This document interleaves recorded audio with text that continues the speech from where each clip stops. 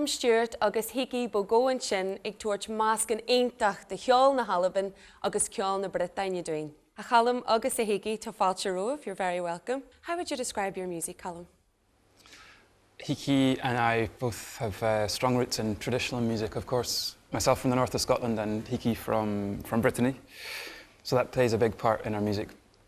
Also, the compositions that we have. These are the two sides of the repertoire, really, the traditional side and the compositions, but not trying to be too specific with one thing or another, really, just exploring all these different tunes and having fun, you know. So Hickey, tell us how you guys met and why you decided to work together. We met in the Elephant during a Celtic festival in 2005, and we were jamming after the concert, and we've met again 3 years later in Lorient during the Inter-Celtic Festival, and we spoke about our music and traditions, and we thought it was a good idea to start to work together. So Colin, what kind of sound are you trying to create for audiences? We both play in other bands, bigger bands, you know, but this duo is a real kind of concentrated, maybe more of an intense workout really for us. So it's less of a postcard image of the north of Scotland or Brittany, but more just, I guess, a taste of our musicality really. So there's a bit of traditional music in there, compositions, but it's all wooden flute, guitar. Callum agus a Hickey gur míle maigah. Tá rud specialta bartíthe agin dívanis, seo libh go nnéistí muid le rinch filiachta.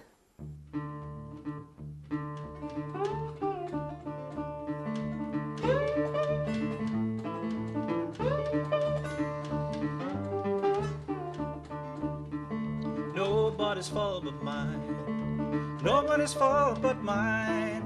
I don't read my soul be lost. Nobody's fault but mine. The ceol sé funner be. Near fix sé no the ceol. Near rí sé pick is near cuddle sé nail. Near sé dada har lord sé. Bhí dalaga a hula. Bhí an inyog sa kistin brista. Bhí an kitchela kinu is an giag séju. Near sé dada har lord sé.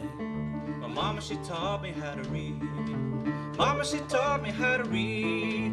If I don't read, my soul be lost. Nobody's fault but mine. Near last shade, chinny gevry. Near kai shade, touching Ella. Near hug shade grass, near keen shade jor. Near shade facus our lord shade. Near hulla shade kjol nanan. Near aka shade solace and lay. Near hulla shade maze, near ash shade lum. Near shade facus our lord shade. I got a Bible in my home. I got a Bible in my home. If I die, my soul be lost. Nobody's fault but mine. Near Huel sé a mac and Daris. Near Hick sé fum na farriga. Fi pullin a wuckage is sluber a lar. Near sé dada har lord sé. Near Hoog sé a cunnerist. Near Ark sé heart and shomra. And sé is Cunya, sé is Bunya, near sé dada har lord sé. Nobody's fault but mine. Nobody's fault but mine. If I don't read, my soul be lost. Nobody's fault but mine. Nobody's fault but mine.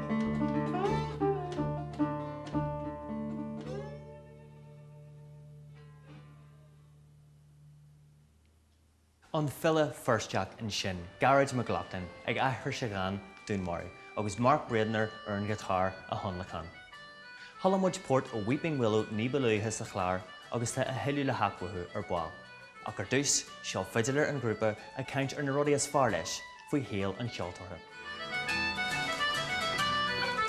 Darlam sa hain an rud is tábhachtaí den ceol ná daoine. Is mór a rud é go mbíonn daoine an obair le chéile. Seach is ceol, ach sa ceol tá sé lán tábhachtach.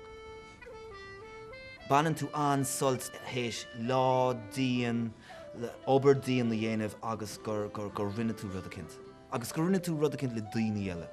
Gur tú an sort do chuirmí hain a chur amach agus gur tú an éisteach le tuairmí eile. Sin rud an tábhachtach. Go hínta. Bíonn tú ionsa chuileach uair. Ah, sé. A fáric. Sin rud is tábhachtaí don ceol.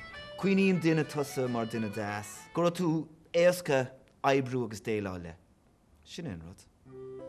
Tóla costaí in sin ó Weeping Willow agus ba sibh sasta a chluisteil go bhfuil siad a gcóla cheannim níos mó ceáil dún inis. Gur mai agah is a bheith linn a nacht, bhhailinn ar fad an seo a gúisle na ceathrainn géalteachta, cultúr le me garamó féich, éiche a ágáil agah.